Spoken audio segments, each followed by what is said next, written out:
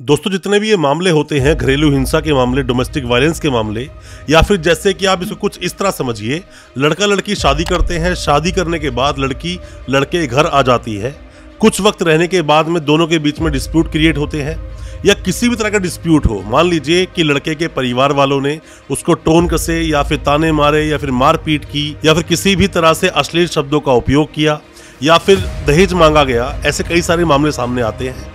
बहुत सारे मामले जेन्युइन होते हैं, बहुत सारे मामले झूठे भी होते हैं, वो एक बात अलग है। और ये सब बातें कोर्ट की प्रोसीडिंग पर डिपेंड करता है। पर बात ये आती है कि जो मुकदमे चलते हैं, क्योंकि जब भी कभी ऐसा कोई मामला आता है तो ये मामला सिर्फ एक नहीं होता। ऐसा नहीं कि एक केस डाल दिया सारा काम खत्म हो गया, ऐसा कभी नहीं होता। आप जब भी केस डालते हो तो 3-4 मुकदमे एक साथ चलते हैं।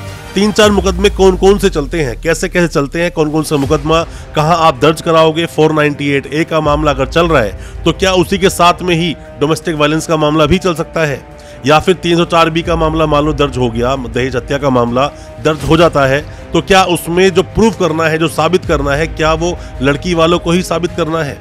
या फिर मान लीजिए मेंटेनेंस आप मांग रहे हो, मेंटेनेंस अलाउ नहीं हो रहा है, बहुत टाइम से आप केस लड़ रहे हो, तो आप कैसे करोगे। या फिर जैसा कि डोमेस्टिक वायलेंस एक्ट बोलता है 60 दिनों में ही केस का निवारण करना जरूरी है, विदिन 60 डेज उसको डिसाइड करना होगा केस को। अगर वो केस डिसाइड नहीं होता है और केस आपका बहुत लंबा चल रहा है तो उसको शॉर्ट में कैसे निपटवाओगे, आप कहाँ जाओगे, मतलब किस तरह से एप्लीकेशन आप लगाओगे। ऐसे बहुत सारे आपके दिलों में सवाल होते हैं, क्योंकि ये केसेस लंबे भी चलते हैं और बार बार कोर्ट में आना जाना परेशानी होती है। कुछ वक्त के साथ तो पूरा परिवार साथ जाता है कोर्ट में लड़की के, बट एक वक्त ऐसा भी आता है जब वो लड़की अकेले ही कोर्ट जा रही होती है। ऐसे बहुत सारे सवाल आपके दिल में है, आज सभी के जवाब देने की कोशिश करेंगे अपने इस वीडियो के माध्यम से। ज्यादा कुछ जानने के लिए डोमेस्टिक वायलेंस के बारे में और साथ में 498A के बारे में दोस्तों बने रहिए हमारे इस वीडियो के साथ। नमस्कार दोस्तों, फिर एक बार स्वागत करता हूं आप सभी का अपने इस यूट्यूब चैनल पर, जिसका नाम है फाइट फॉर ट्रू। मेरा नाम है वीरेंद्र वर्मा। जैसा आप सभी जानते हैं, हम इसी तरह की लीगल अवेयरनेस की वीडियोस आपके लेकर आते हैं और आपको बनाते हैं कानूनी जानकार। हालांकि हमें बहुत सारे जो स्टूडेंट्स हैं, जो लॉ स्टूडेंट्स हैं या नए वकील साहब हैं, सवाल पूछते हैं अलग अलग तरह से अपने, और हमसे कई सारे सवाल जो आपने पूछे उन सभी सवालों का जवाब दूंगा अपनी इस वीडियो में। सबसे पहला एक मेन सवाल मैं लेता हूं, जिस सवाल की बात आती है कि सर हम किस तरह से अपने केस को जल्दी खत्म करें, क्योंकि लिखा तो ऐसा है या फिर उन्होंने सुना है कि 60 दिनों के अंदर केस खत्म हो जाएगा, पर हमारे केस को 2 साल हो गए, अभी तक तो हमारा केस कहीं पहुंचा ही नहीं। या फिर ऐसा भी कई बार देखने को मिला है कि केस तो हमारा 3-4 साल से चल रहा है बट केस कहीं पहुंच नहीं पाया। दोस्तों, आप जब डोमेस्टिक वायलेंस का मतलब protection of women from domestic violence act 2005 को पढ़ते हो तो यहाँ पर लिखा है सेक्शन 12 के सबसेक्शन 5 में कि 60 दिन के अंदर अंदर केस को डिसाइड करना होगा, जबकि उसकी जब भी जो फर्स्ट डेट ऑफ हियरिंग थी उससे लेकर। पर ऐसा होता नहीं है और आपका केस लंबा चल रहा है तो सीधा आप हाई कोर्ट जाइए और केस को जल्दी खत्म करने के लिए एप्लीकेशन लगाइए।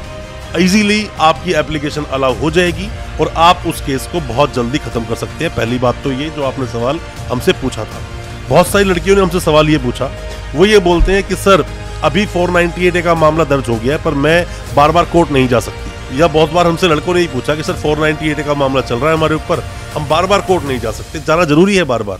दोस्तों, आपके जो वकील साहब है वो एग्जम्पशन की एप्लीकेशन लगाएंगे 205 CRPC में। वो जैसे एप्लीकेशन लगाते हैं वहां पर एप्लीकेशन ज्यादातर अलाउ हो जाती है। कभी अगर आपको अर्जेंटली कहीं जाना है या अर्जेंट पीस ऑफ वर्क आपके साथ है तो आप ये एप्लीकेशन मूव करने के बाद में वहां जो हाजिरी माफी की इसको एप्लीकेशन हिंदी में बोलते हैं, ये एप्लीकेशन लगाएंगे तो उस दिन आपको एग्जम्प्ट कर दिया जाएगा। जरूरी नहीं है उस दिन आपको कोर्ट आना ही है, बशर्ते कि आपके वकील साहब उस एप्लीकेशन को सही से लगाएं। अगला सवाल ये आता है कि सर 498A के साथ साथ में क्या मेरे डोमेस्टिक वायलेंस का जो एक केस डाला है वो भी चलेगा, या फिर क्या ये दोनों एक हैं, एक ही कोर्ट में चलेंगे, या फिर मैं 125 CRPC का भी मैंने केस डाला है, अभी क्या 3 केस हो गए हैं, सारे एक साथ चल सकते हैं। ये तीनों केस अलग अलग हैं। जैसे 498A के मामले का देखा जाए तो इसमें FIR कटती है पुलिस स्टेशन से, ये मामला अलग है।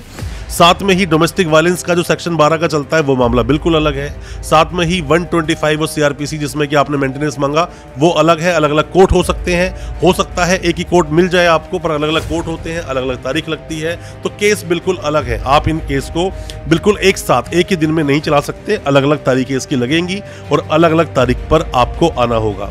सवाल और भी कई सारे आते हैं, वो ये बोलते हैं कि सर अगर कोई इंसान लिव इन रिलेशन में है तो क्या वो कंप्लेंट कर सकता है 498A में जाकर। दोस्तों, वैसे भी अगर कोई लिव इन रिलेशन में अगर वो है भी तो मैं आपको ये बोलूंगा आप कंप्लेंट आप बिल्कुल कर सकते हैं, जा सकते हैं। मारने पीटने पर तो वैसे भी अलग अलग ऑफेंसेस आईपीसी में डिस्क्राइब किए हुए हैं, आप उन सबको देख सकते हैं, वहां से भी आपको जवाब जरूर मिल जाएगा। और साथ में सवाल ये भी पूछा कई लोगों ने हमसे, जो लड़के हैं, कि सर मेरे ऊपर अभी अभी कंप्लेंट करी है मेरी वाइफ ने, पुलिस वाले बार बार मुझे बुला रहे हैं, 498A का शायद मेरे ऊपर मुकदमा दर्ज होगा, कहीं ऐसा तो नहीं कि पुलिस मुझे पकड़कर सीधा जेल भेज देगी? दोस्तों ऐसा नहीं है, 498A के मामले में सीधा आपको जेल नहीं भेजेगी पुलिस, पहले आपको नोटिस देगी।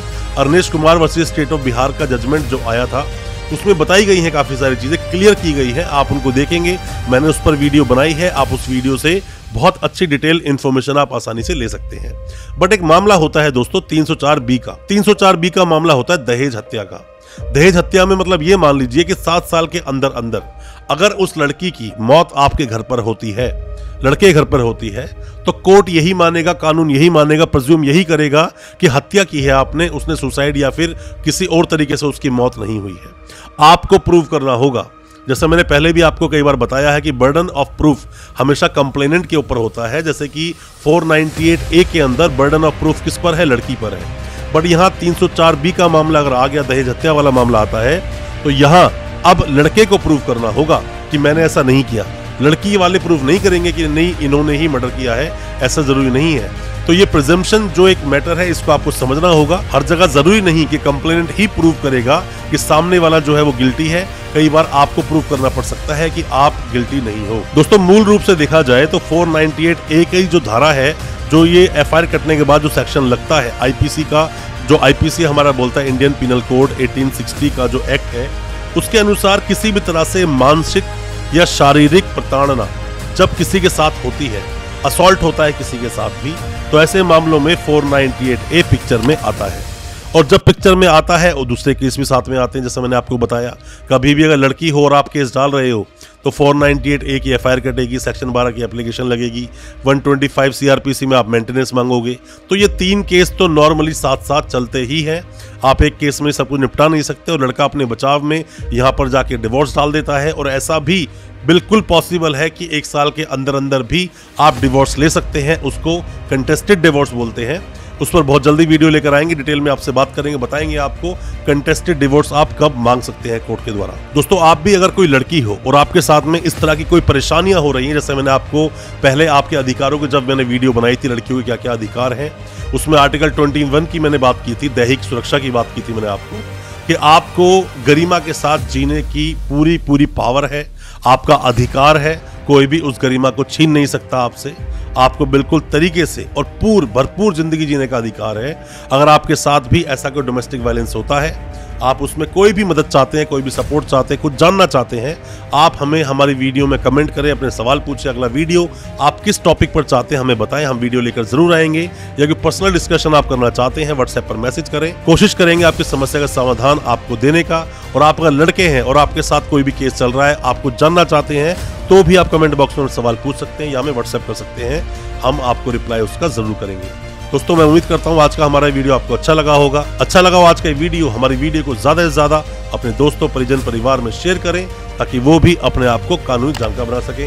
और साथ ही हमारे चैनल को सब्सक्राइब करना बिल्कुल ना भूलें, साथ में लगा बेल आइकन जरूर दबा दें, ताकि इसी तरह की लीगल अवेयरनेस की वीडियोस हम आपके लेकर आ सके सबसे पहले। बहुत बहुत शुक्रिया दोस्त, धन्यवाद हमारे इस वीडियो के साथ बने रहने के लिए।